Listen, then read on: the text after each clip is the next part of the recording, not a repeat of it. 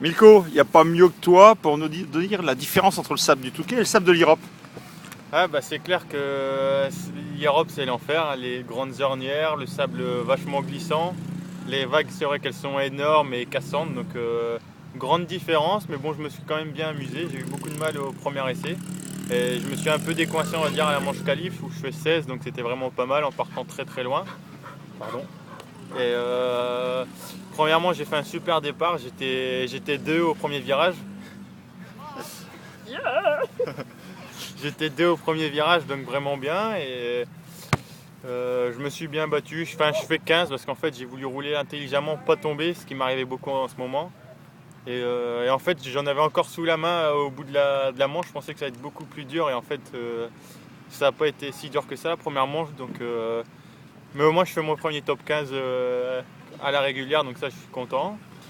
Et deuxième manche je fais 14. Je passe 14 dans le dernier tour, donc ça c'est pas mal. Et là par contre ça a été un peu plus dur, je l'avoue. Mais bon je me suis bien battu et 2 manches dans les 15, donc c'était mon objectif en venant ici. Ça fait du bien de remettre des points dans les deux manches. Tu l'as fait en Lettonie, mais depuis, comme tu disais, souvent un abandon dans une des deux manches. Ouais bah, je faisais énormément d'erreurs et je chutais trop et donc là c'est ce que j'ai vraiment voulu travailler ce week-end et ça a marché, donc maintenant c'est à moi de faire de même à Fenza.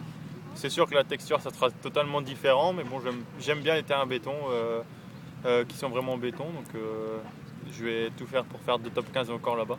Bon, tu devrais rouler 3 heures dans un circuit comme ça. On parle du Touquet. Le Touquet, c'est les 3 heures de course. Bah, le Touquet c'est quand même beaucoup plus facile.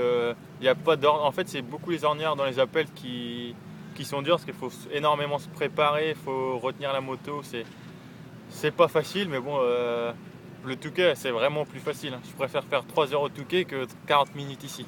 Alors hier, sur le circuit, il y a un double qui est chaud quand même dans le sous-bois. Hier, on t'a vu le faire dans ton dernier tour en séance pré-qualif. Tu t'es vraiment tâté avant de le faire? Non, en fait, j'ai été bête parce qu'en fait, le terrain était assez roulant justement au chrono.